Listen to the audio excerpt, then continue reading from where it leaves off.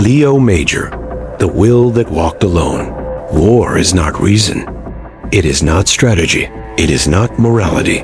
War is will, a blind force moving through men, using them as instruments, discarding them without regret. Most men believe they fight for causes, for flags, for nations, for victory. But in truth, they fight because the will pushes them forward. The 20th century proved one thing with brutal clarity. Human progress does not conquer suffering. Technology only sharpens it.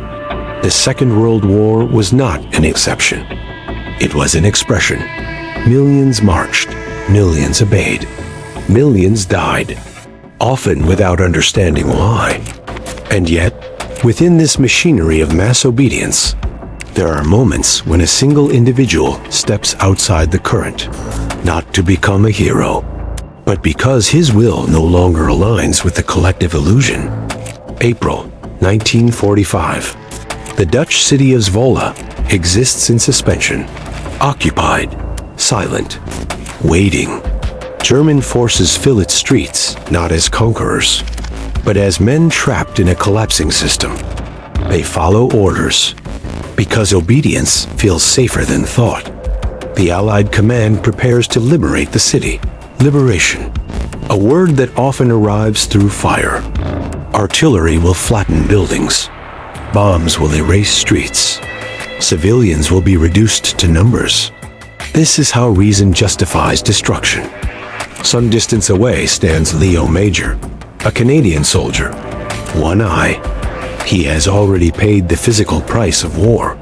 A grenade has taken part of his vision. The system has decided. His usefulness is finished.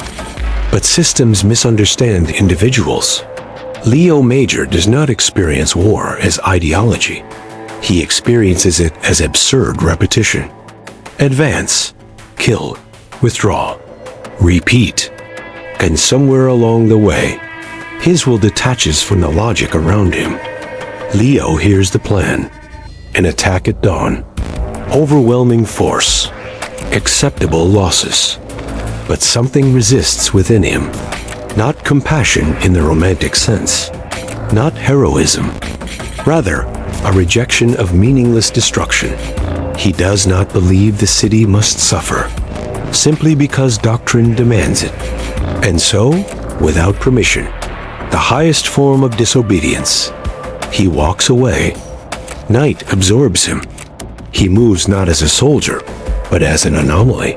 He throws grenades in one street, fire shots in another, disappears. To the occupying forces, the pattern is incomprehensible. Human fear does not calculate probabilities. It assumes the worst. What they hear is not one man, but inevitability. The mind, when uncertain, invents armies. Messages travel through German radio lines. Enemy everywhere. Encirclement. Collapse imminent. This is how belief becomes reality. No commander sees Leo. No map marks his movement.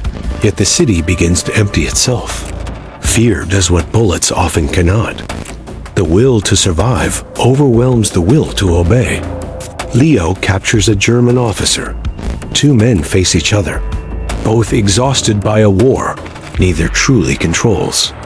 Leo does not kill him. Killing would be mechanical, predictable. Instead, he speaks. He describes an assault that does not exist, an army that is not there, a dawn that will bring annihilation. Then he releases the officer. Truth is irrelevant.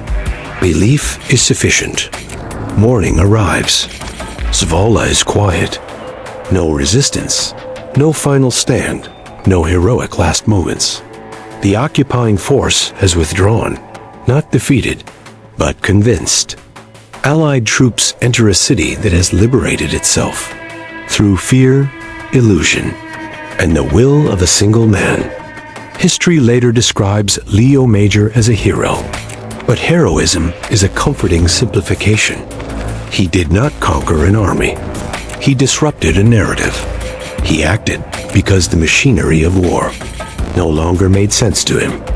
In Schopenhauer's terms, He momentarily stepped outside the blind will and forced others to do the same. Zwolle remembers him, not because he was virtuous, not because he was noble, but because, for one night, he refused to let destruction pretend it was necessary. And sometimes, that is the only freedom a human being ever achieves.